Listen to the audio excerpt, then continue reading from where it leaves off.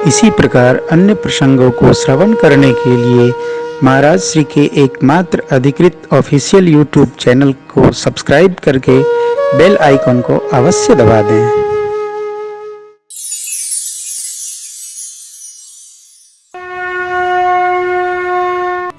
महाराज दूतों को न्यौछावरी देने लगे। कही अनीत ते मोदही काना, धर्म विचार सबहि सुख माना।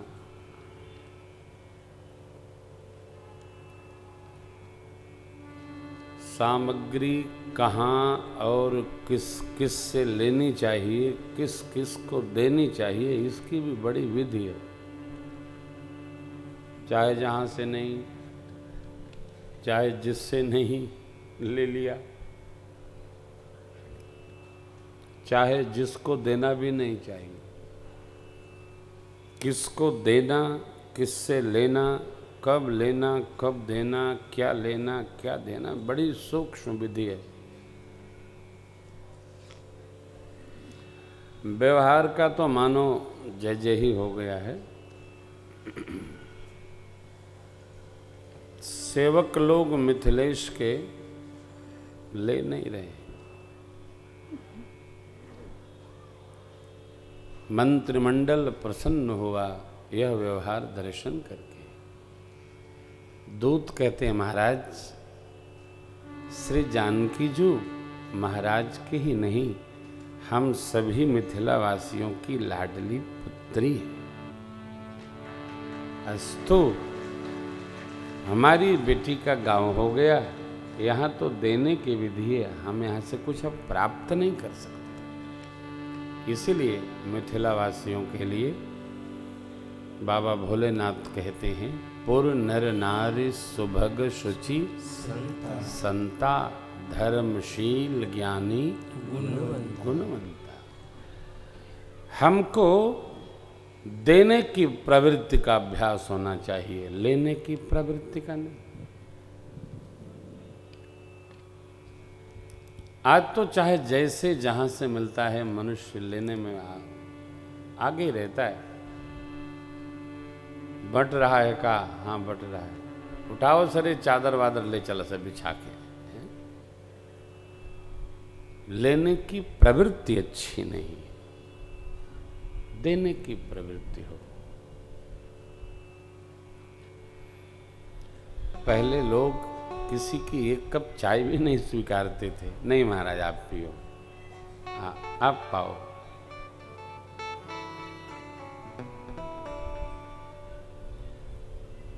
अभी तो यहाँ तो व्यवस्था नहीं है। कथा में यदि भंडारा चल जाए, ये भीड़ 6 गुनी हो जाए, पंडाल उंडाल फट फुट जाए।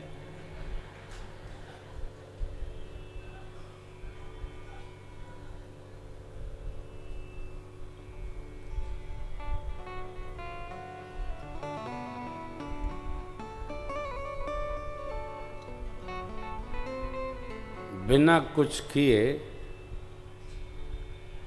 खाने की प्रवृत्ति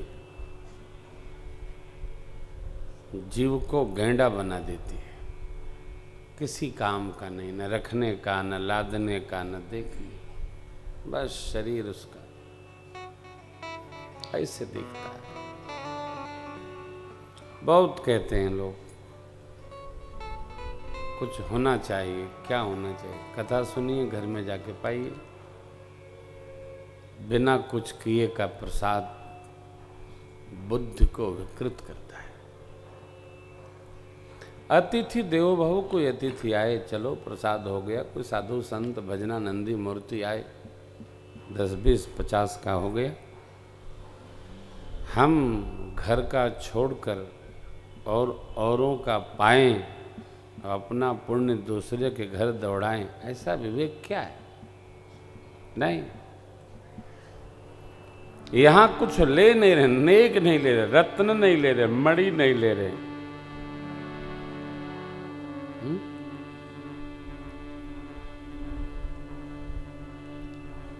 पहले लोग यह कह के नहीं लेते थे कि हम लेंगे तो हमारे बच्चों पर पड़ेगा। नहीं साहब, हमारी जो आमदनी है उसमें ही हम राजी। अब वाक्य पलट लिया है लोगों ने, बच्चे हैं न लेंगे तो कैसे चलेगा। एकदम उस वाक्य को पलट लिया लोगों ने। देखो आप, धर्म तत्व बड़ा सूक्ष्म है,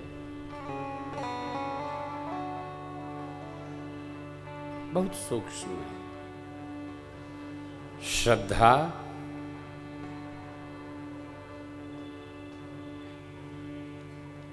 फलती है,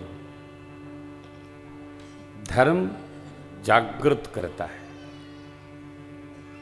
इसलिए जिसके जीवन में धर्म है उसी के जीवन में सुख है। जो अधर्म पर चला है वो जीवन में कभी सुखी रह ही नहीं सकता है। जो धर्म पथ पर चला है सुखी वही रहता है, अधर्मी कभी सुखी नहीं रहता। मैं बार बार आपको ये निवेदन करता हूं, संयम, शीलता, सदाचार, विवेक और धर्म तत्व संभाल कर चला जाए। सचिवों ने सुना, दोनों भैया भरत शत्रुघ्न जी ने सुना, गुरुदेव भगवान के श्री चरणों में उपस्थित हुए। महाराज चक्रवर्ती जी अपने सुख को गुरुदेव को अर्पित किए। गुरुदेव, आपके आशीर्वाद से ये सुखद अवसर उपस्थित हुआ। आशीर्वाद से क्यों? तब वशिष्ठ बहुविध समझावा, नृप संदेह नाश कहूं पावा। गुरु जी ने समझाया था, तब चक्रवर्ती जी ने भेजा था।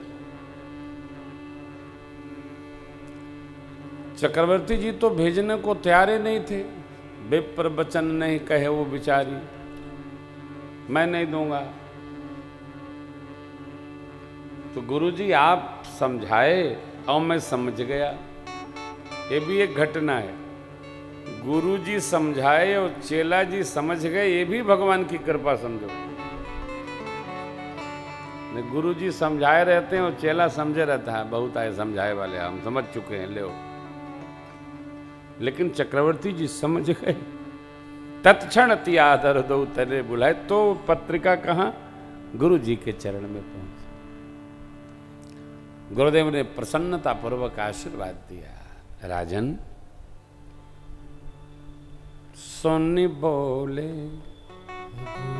गुरुवती सुख पाई,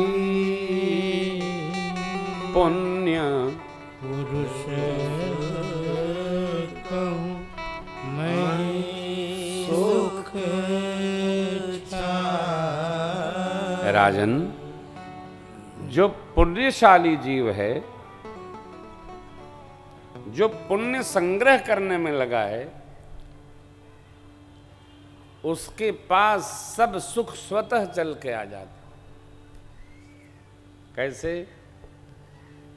जैसे नदियां धीरे धीरे स्वतः समुद्र की ओर चलती चली आती हैं।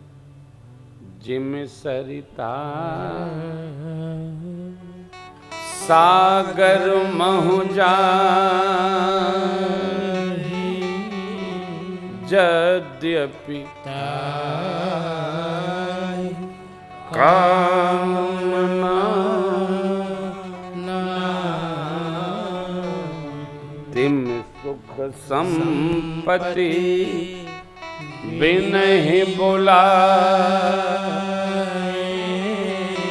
धर्म शील पै जाहि शोभा। धर्मशील व्यक्ति को कुछ अन्यथा अलग से नहीं करना पड़ता है। जो धर्म तत्व में सन्नद्ध, संलग्न, संयुज्य रहता है, उसके पास सुख संपत्ति रिधि सिद्धि बनकर सतह चली आती। रिद्धि सिद्धि संपत्ति नदी सुहाई, उमगी अवध अम्बुधि कहूं आई। धीरे धीरे धीरे गुरु जी ने यहां कहा, जैसे आप धर्मशील हैं महाराज, वैसे आपकी तीनों देवियां धर्मशिला हैं। और निश्चित माना जाए, जो धर्म के तत्व को जीवन में जीता है, रमता है, वो सर्वकाल आनंद और सुख में आप्लावित होता रहता है, डूबता उतर आता रहता है। धर्म परमात्मा का साक्षात स्वरूप है। धर्म से तु पालक तुम ताता, धर्म से तु करुणा यतन कस न कहो असराम। भगवान धर्म के प्रतिरूप हैं। विश्वामित्र बाबा कहते हैं, एषः राम विग्रहवान धर्म। ये राम हैं, ये धर्म की प्रतिमूर्ति है। हमको ये मानना है राम जी धर्म की प्रतिमूर्ति हैं। वह धर्म तत्व हमारे में उतरे। गुरु कृपा से आशीष प्राप्त हुआ। महाराज अंदर गए रनिवास में, माताओं को संदेश दिए। गदगद हो गई माताएं। ब्राह्मण देवता और बधूटियाँ, ब्राह्मण देवताओं की अर्धांगिनियाँ, उनको बुलाकर माताओं ने अभिनंदन किया है, वंदन किया। उनका नक्सिक श्रृंगार किया। जो नेग न्यौछावरी देना है भेंट किया गया। दूत विदा लिए। गुरुदेव भगवान की आज्ञा मिली। दूत मिथिला उपस्थित हो गए। अब दूतों ने आकर के जो वहाँ की महिमा गाई है, क्या कहें आपको। मिथिलापति बड़े प्रसन्न हुए। और तब आवत जानी भानुकुल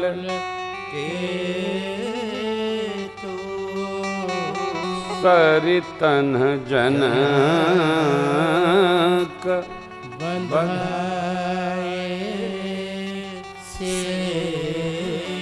मिथिलापति ने मार्ग में जितनी नदियां पड़ रही थी सब में पुल बंधन करवा दिया। इधर गुरु कृपा प्राप्त करके बारात के साज सजाकर चलने की रचना बनी। सारे शकुन एक साथ आकर अयोध्या जी में उपस्थित हो गए। इधर बारात चली। अनेक प्रश्न खड़े हुए। चक्रवर्ती महाराज ने सोचा बारात तो चलेगी, लेकिन बारात में अश्व है, दूल्हा ही नहीं है। तो गुरु जी से पूछे कि गुरुदेव, मार्ग में लोग बिना पूछे तो रहेंगे नहीं, तो दूल्हा किसको कहा जाएगा। गुरु जी तो जानते हैं कि दुई दूल्हा पहुंच गए, दुई संगे चली हैं। तो बोले इसी में से किसी को दिखा देंगे। अरे अब गुरु जी तो सत्य बोलेंगे नहीं, कैसे दिखा देंगे। अरे तब की तब सोचेंगे राजन, हो गया। और ये देखिए क्या गुरुता है। बारात सजी चली।